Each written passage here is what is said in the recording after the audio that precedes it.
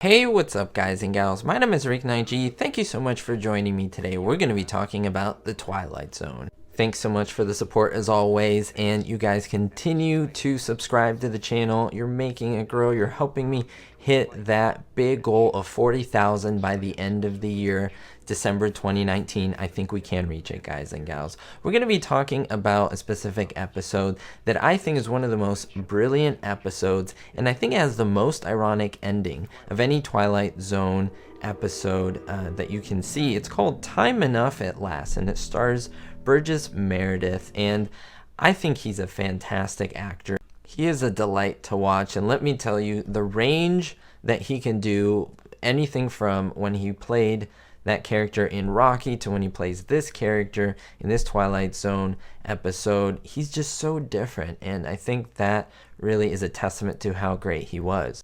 Now, first we have to start with the beginning of this episode, and that's that the music starts us out very chipper, very positive, and that's not how this episode ends. Before I do continue though, I do want to give the viewers just a little bit of discretion that there will be spoilers completely, 100%. I will tell you what happens in the entire plot, and if you haven't seen this, you should do yourself a favor and watch it. If you're a Netflix subscriber, you can watch it for free, or you can watch it with your subscription on Netflix. And I think you should do yourself that favor before you watch this video, because of course I'm going to spoil it. A lot of the Twilight Zone revolves around special endings and twists and morality plays, and so that factors into it. Now, Burgess plays Mr. Bemis. What Mr. Bemis has, I guess you can say, an obsession with, what is number one in his life, what comes before anything, what comes before work, his wife, anything exciting in his life. Number one is reading. He just loves to read and soak up books. He's a bank teller, and while he's working, he is reading on the side. He just loves to read. And just starting out here, I think this gives us self-reflection. What's the number one thing in our life? What do we put above everything? The world and everything in it is the enemy of Mr. Bemis. That is his perspective. Anything that prevents him to read, of course, makes him unhappy, because reading is his elixir. It just makes him happy. Now, I'd like to know in the comments below, but I would really like to hear your thoughts. Would you see this as an addiction? Does he have an addiction to reading? Is it something that's a negative or a positive? Now, we're led to sympathize with Mr. Bemis because everyone from his boss to his wife, they're all kind of against him or not allowing him to read. He has to kind of do it in secret, and it's very distressing for him. It's really hard to see how his wife belittles him, destroys what he loves. She literally rips books of his that she finds, calls him a fool. I mean, this guy has it hard. So one day after work, he decides to get his newspaper and he goes into the bank vault. Now, the biggest headline there in the newspaper is that there's an H-bomb. In other words, an atomic bomb. And as he's reading this, all of a sudden we hear a loud explosion. Everything in the safe itself is shaken, and his stopwatch stops at that moment.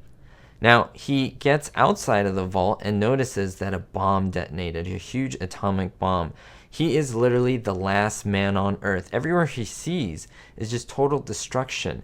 He even sees some of his fellow workers, who are deceased around him. It's kind of a very creepy look. It's like this episode takes a quick turn really suddenly.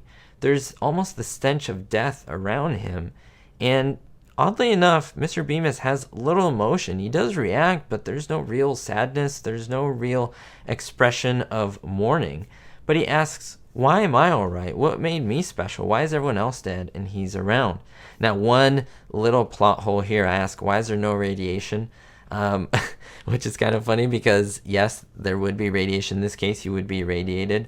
But I think to really focus on that is really missing the point of the episode, because I think there's so much more here. Now, Mr. Bemis finds out he has a limited food, all these stores around with all these canned foods that will basically last him more than he can live.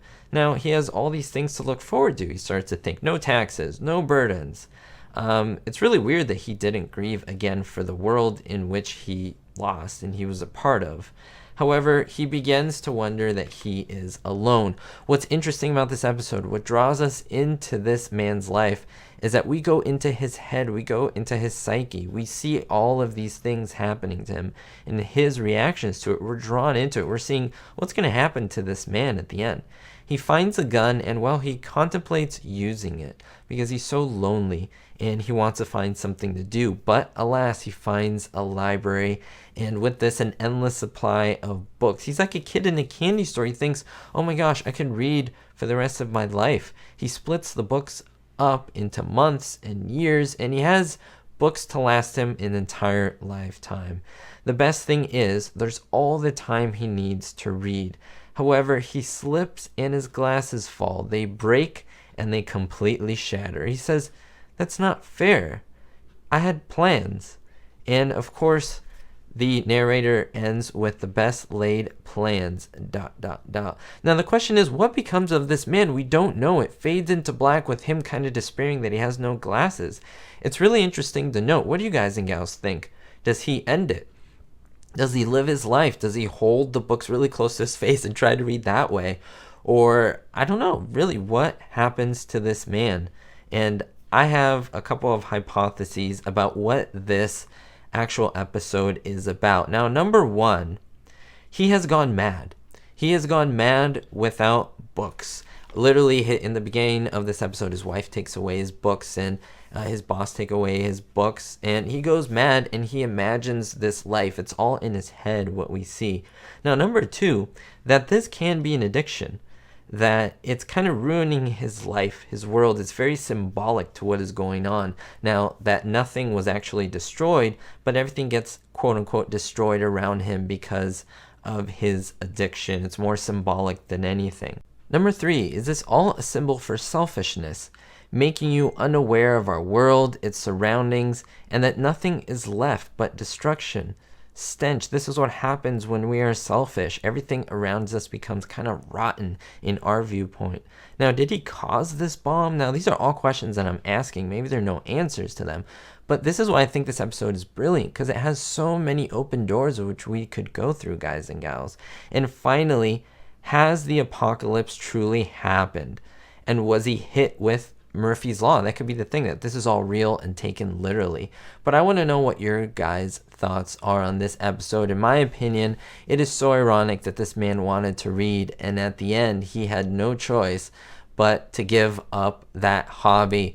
He was in such despair after what was going on, and well, it's just a brilliant, ironic ending. The writing, the pacing, the despair that we feel for this man is really true, and it goes to your gut. And I think that is really great filmmaking, really great TV, of course. But again, I want to know your thoughts down below. If you want to see more episodes just like this, guys and gals, I have so many Twilight Zone episodes that I would love to cover. I want to know your thoughts. We'll see you next time, and don't forget to stay positive, and most importantly, be hopeful.